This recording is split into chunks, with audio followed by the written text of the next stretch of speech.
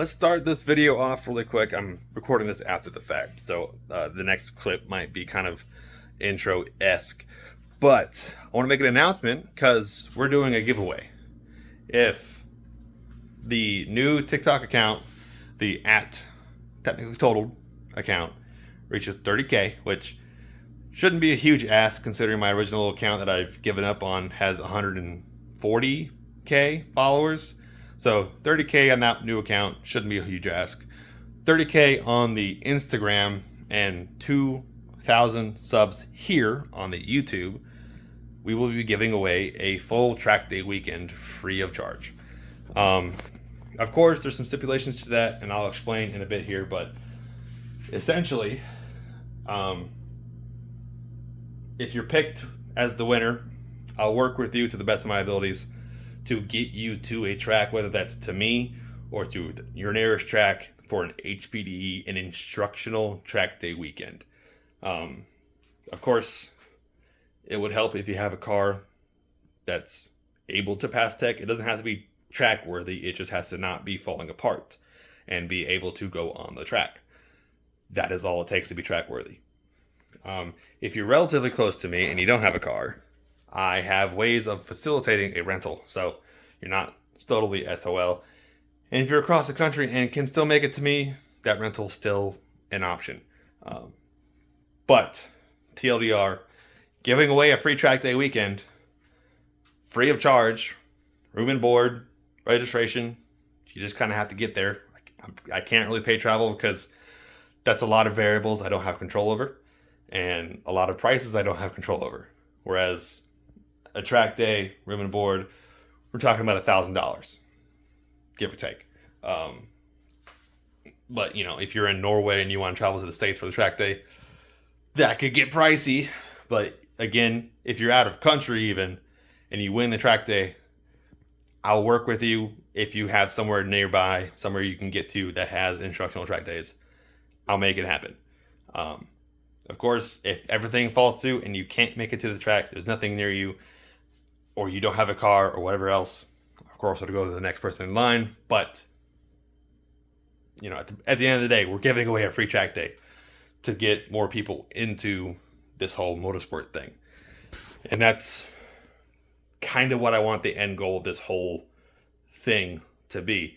Not just the time attack stuff, which is cool for me, but I want to help get people that are vaguely interested, or not vaguely interested, but really interested in this stuff that can't really afford it initially or don't really have guidance to get them on the track and get them started, get them rolling in the motorsports. So that's kind of like my overarching goal thus far, beyond just making myself a cool track car. So anyways, on to the video. All right, another update on the Time Attack Ford Focus project.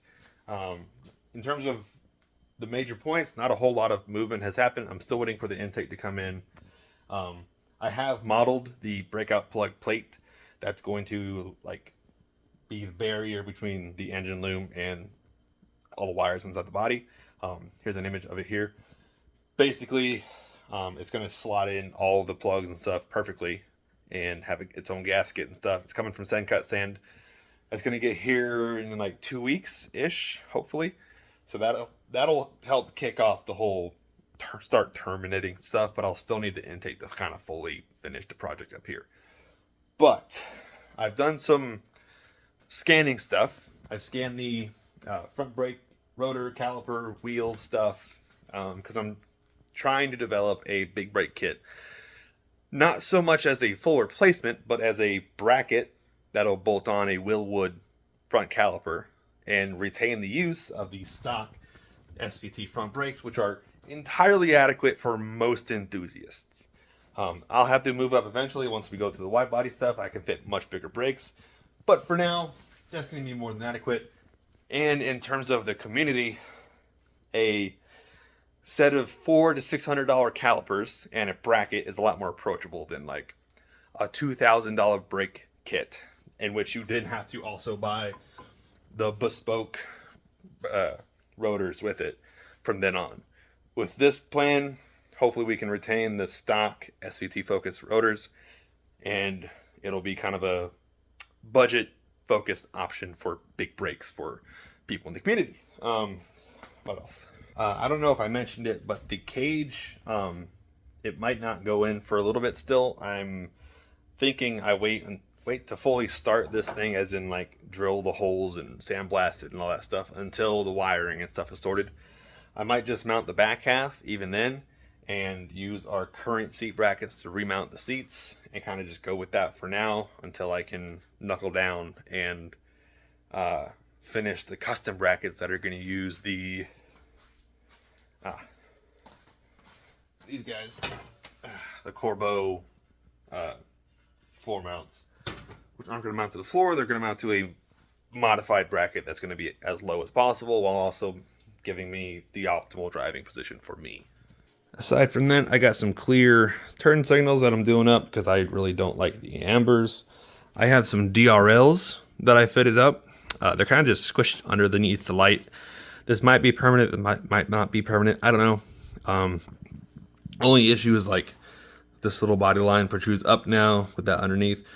It isn't bad. It has room to squish down, but these look really good turned on. I could probably actually do that here. Give me a second. Okay, if I can do this one-handed, it'll be a miracle. Oh, come on.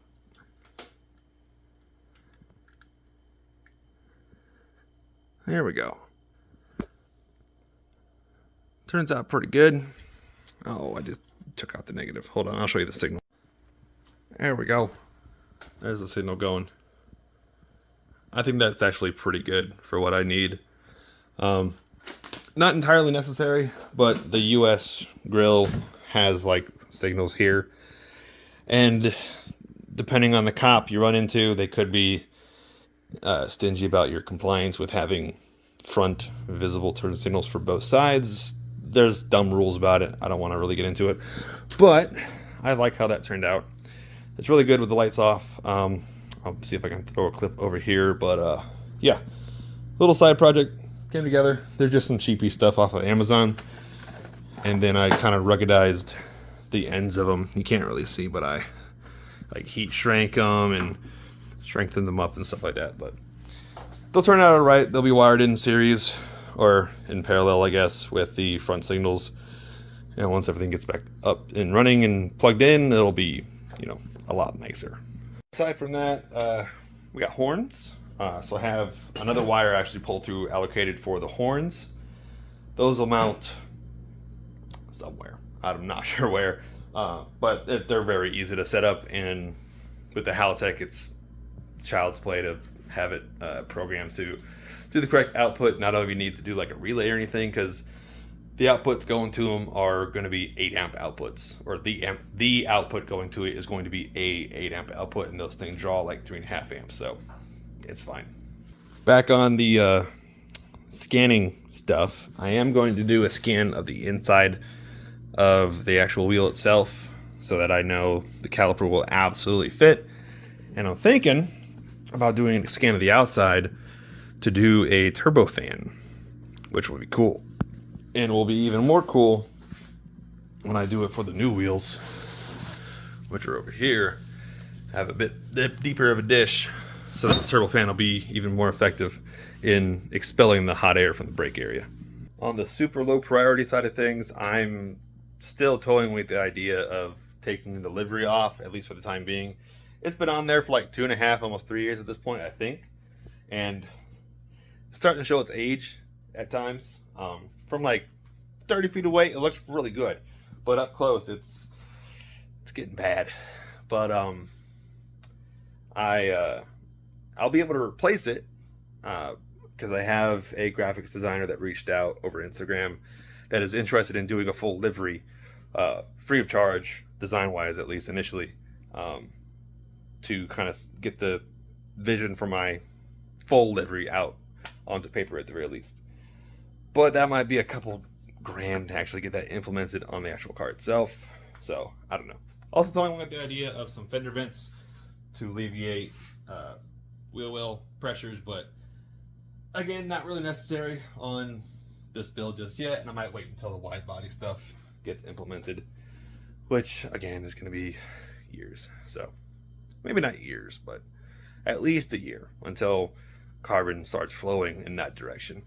And we are still going to be doing the sunroof plug. I don't know if I mentioned that in the last video or the video before last, but I'll be making a full carbon panel to then bolt to where the sunroof assembly used to bolt, like these guys here. That way it'll all seal and be nice looking and not hit my helmet. And that'll be another thing that'll be available to purchase for the community, because I know some people have showed interest in sunroof delete panels, as well as door cards, which I have a scan of the door. I have a door card kind of whipped up.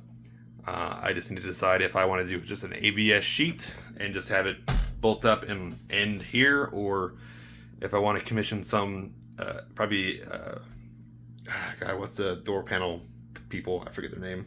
I'll try to put it here, but try to commission them to then make a aluminum panel that bends up, over, and down as a normal door card would. But cost is prohibitive there, whereas I could do a template through 9 Lives Racing of door card and have that in paper, trace it on some ABS, cut it up myself, and there you go.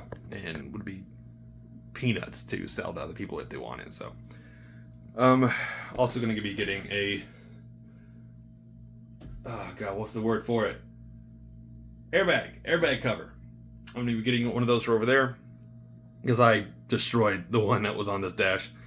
I'll get that from 5 Acre Focus just to complete the dash, and that way I have a solid panel over there for when I take a mold of the dash to make the dash out of carbon. So as you can see, there's just a lot of stuff going on. It's a little bit of controlled chaos, but I somehow make it through it. I hate making videos where it's just a lot of yapping, not a lot of doing, but there's not much to do until that intake comes back. Once it's here, I'll be able to kind of get shit hot on getting all this wrapped up here and make sure the tune file is calibrated and assigned correctly, and it'll be able to run right there. I don't even need to do the body loom then. I just need this loom done, and I can start it up and make sure it runs and everything like that. And then I can finally do the 5-quart oil pan and oil pan gasket, which has been leaking this entire time. So it's a process, it's progress. I don't know. I'm trying to give y'all actual content and stuff, but sometimes there's just not anything to do but sit and wait.